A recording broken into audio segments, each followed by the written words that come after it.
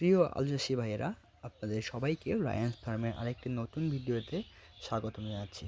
আমাদের আলুর মৌসুম চলে আসছে এবং আমরা প্রায় সকল কৃষকেই আলুর জমিতে রোপণ করা শুরু করছি। অনেক জায়গায় আলু রোপণ করা শেষের দিকে এবং আলু রোপণ করার এই সময়ে আমাদের সবার প্রথম যে কাজটি করতে হয় সেটা হচ্ছে আলু জমিতে রোপণ করার সময় বা পরবর্তী সময়ে আমাদের জমিতে সার প্রয়োগ করা। এবং এই সার প্রয়োগটা আমাদের সুষম মাত্রায় অবশ্যই করতে হবে। আমাদের কম দিলেও সমস্যা, আবার বেশি দিলেও কিন্তু আমাদের জমির জন্য ক্ষতি।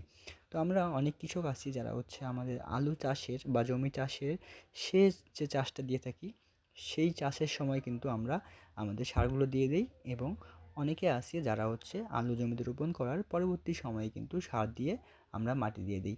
তো আমি আমার জমিতে আলু রোপণ করার পরবর্তী সময়ে কিন্তু সার দিয়ে দিই।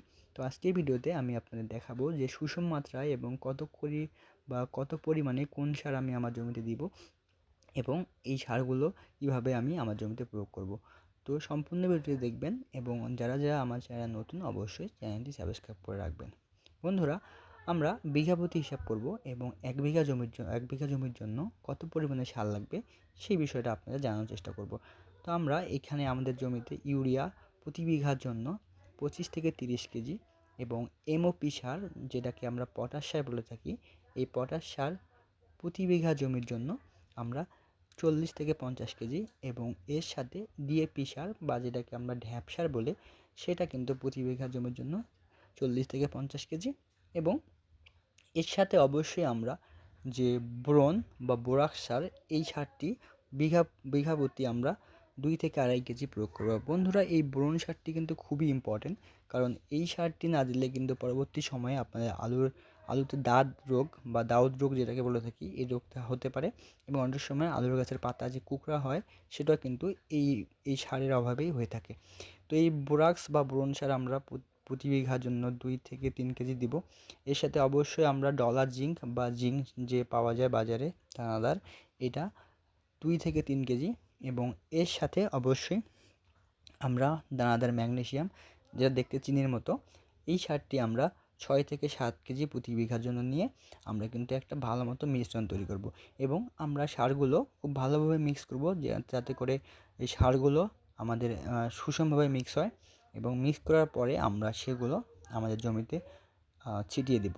আপনারা একটু পরে ভিডিও দেখতে পারবেন যে আমরা কীভাবেই আমাদের জমিতে এই সারগুলো ছিটিয়ে দেবো। তার আগে একটা কথা বলে রাখি যে অবশ্যই আপনারা ইউরিয়া সার 2 কিস্তিতে প্রয়োগ করবেন।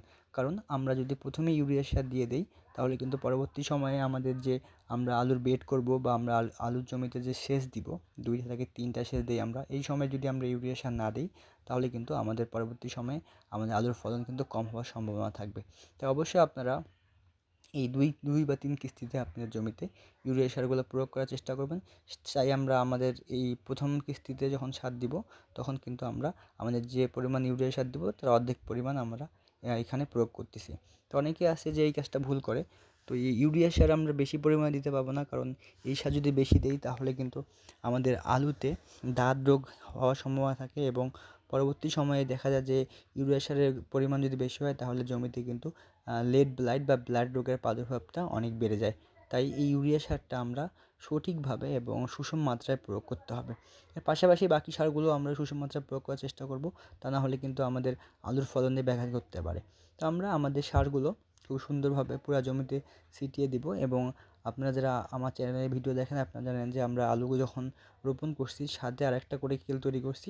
এবং এই ছিটিয়ে দেওয়ার পরবর্তী সময়ে আমরা এর পাশের যে আলুর বেডের পাশের যে কেলটা আছে, সেই কেলটার মাটিটা লাঙ্গল দিয়ে ফাটিয়ে দিব এবং সুন্দর করে এই মাটিগুলো হাত বান্দা বা পা বান্দা দিয়ে আমাদের যে আলুর বেডটি আছে সেটা কিন্তু সুন্দর করে কবরের মতো করে আমরা বানিয়ে দেব। এতে করে কি হবে, এতে করে এই সারটি যেমন মাটির নিচে যাবে, সেই সাথে পরবর্তী সময়ে যখন আলুর গাছটা ফুটে বের হবে এবং শিকড়গুলো যখন বৃদ্ধি পাবে, তখন এই সারগুলো সুন্দরভাবে গ্রহণ করবে এবং মাটির এখানে অভাব হবে না। ফলে গাছটি খুব তাড়াতাড়ি বৃদ্ধি পাবে। তো অবশ্যই এইভাবে আমরা আমাদের পুরা যে জমিগুলো আছে সেগুলোতে সার দেওয়ার চেষ্টা করি। এর পাশাপাশি আপনারা একটা জিনিস মাথায় রাখবেন যে আলু চাষের সময় আমাদের যে আমরা ভুল করি সচরাচর, যে বোরন সার, বোরাক সার বা জিঙ্ক, ডলার জিঙ্ক বা ম্যাগনেসিয়াম, এই সারগুলো কিন্তু আমরা অনেক সময় খামখেয়ালি করেই দেই না, বা অনেকে আমরা এটা ভুলে যাই। তো এই সারগুলো যদি প্রদান করি, তাহলে কিন্তু আমাদের আলুর ফলন অন্যান্য জমির চাইতে কিন্তু অবশ্যই বৃদ্ধি পাবে। এবং এর পাশাপাশি আপনারা অনেকে আছে যে সালফার বা যেটাকে আপনারা কমলাস বলেন, এটাও কিন্তু সারের সাথে মিশিয়ে মাটিতে দেয়। তো আপনারা চাইলে সেটাও দিতে পারেন, বা আমরা কিন্তু স্প্রে করি ওটা। আমাদের যখন গাছ ফুটে বের হয় তখন কিন্তু আমরা এই সালফার বা থিওবিট যেটা বলেন বা কমলাস বলেন, এগুলো কিন্তু আমরা স্প্রে করে দিই। তো আশা করি এইভাবে যদি আপনারা আপনার জমিতে সার প্রদান করেন তাহলে কিন্তু আপনার আলু চাষে লাভবান হওয়ার সম্ভাবনা থাকবে। এবং আমার এই চ্যানেলে আলু চাষের অনেকগুলো ভিডিও দেওয়া আছে, আপনারা চাইলে সেগুলো দেখে নিতে পারেন। এবং নতুন নতুন তথ্য ও আপডেট পেতে অবশ্যই আমার চ্যানেলটি সাবস্ক্রাইব করে রাখবেন, এবং ভিডিওটি ভালো লাগলে অবশ্যই শেয়ার করবেন। আপনাদের সবাইকে অসংখ্য অসংখ্য ধন্যবাদ।